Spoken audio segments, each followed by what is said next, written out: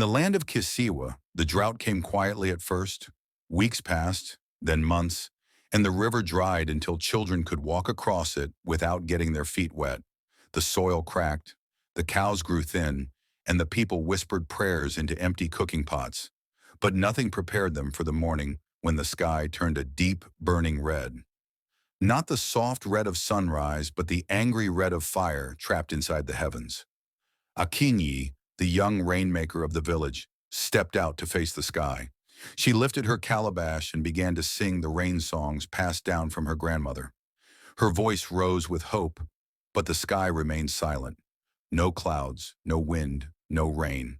Her brother Odongo watched with frustration. "Maybe the sky is tired," he muttered.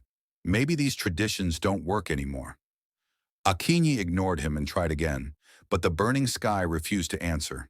Fear spread through the village like smoke. Later that day, a stranger arrived. He wore a dusty robe and leaned on a wooden staff. "My name is Mosi," he said, "and I know why the sky burns."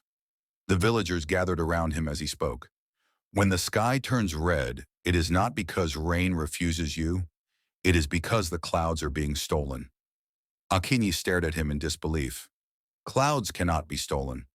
"They can," Mosi replied, "and someone with great power is doing it." That night, Akinyi could not sleep. The air was too hot, the sky too strange. She climbed the hill where she always practiced her rain songs. To her surprise, Mosi was waiting. Without speaking, he pointed at the horizon. A dark spiral hung in the sky, swallowing clouds like a giant mouth. Akinyi gasped as she watched the last pieces of white vanish into the darkness. "Someone is draining the sky," Mosi said, "and every time they call the clouds, your own power fades." Before Akinyi could ask who, a harsh voice echoed across the wind. "You should not have brought her here, Mosi." A woman stepped out of the red glow, tall, fierce, and glowing like embers. Her name was Nalangu, a rainmaker whose name Akinyi had only heard in warnings. "Nalangu," Akinyi whispered, "you were banished." Nalangu gave a bitter smile. "Yes, banished because the elders feared my strength. They chose you, a child, to carry the gift that should have been mine." Akinyi felt her heart pound. "I never took anything from you." Nalanga lifted her hand, and Akinyi felt her own power slipping away. Her legs weakened. Her breath tightened.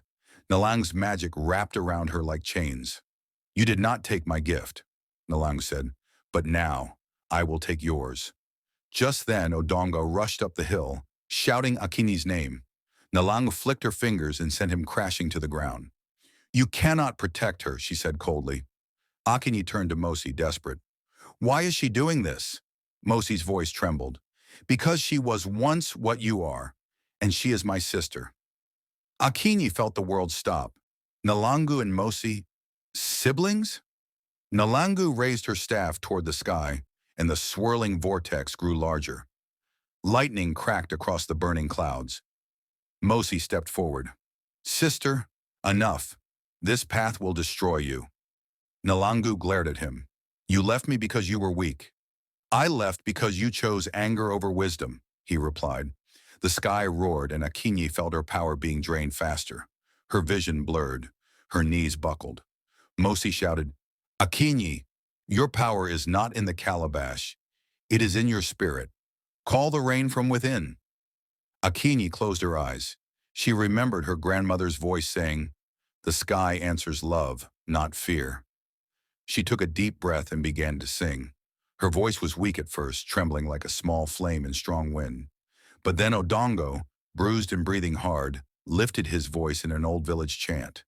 Mosi added a deep, steady hum. Akinyi's voice grew stronger, clearer, brighter. The air shifted, the wind rose. Clouds trapped inside Nalangu's vortex trembled, fighting to escape. Nalangu screamed, "Stop! You cannot overpower me!" But Akinyi did not stop. She poured her heart into the song. Every memory, every hope, every prayer for her people. The sky cracked with a deafening roar. The swirling hole burst apart. Clouds spilled out like freed birds, and rain crashed down onto the land. Nalangu fell to her knees, her power broken. The fire in her eyes dimmed. The rain washed over everyone, over the riverbed, over the fields, over the village that had almost given up hope. Akinyi dropped to the ground, exhausted. Nalangu looked up at her with tears mixing with rain. I only wanted to matter, she whispered.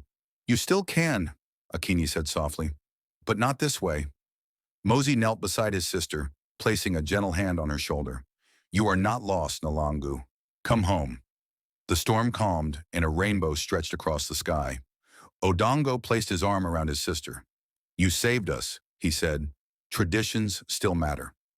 Akinyi smiled through her tears. They matter because we keep them alive.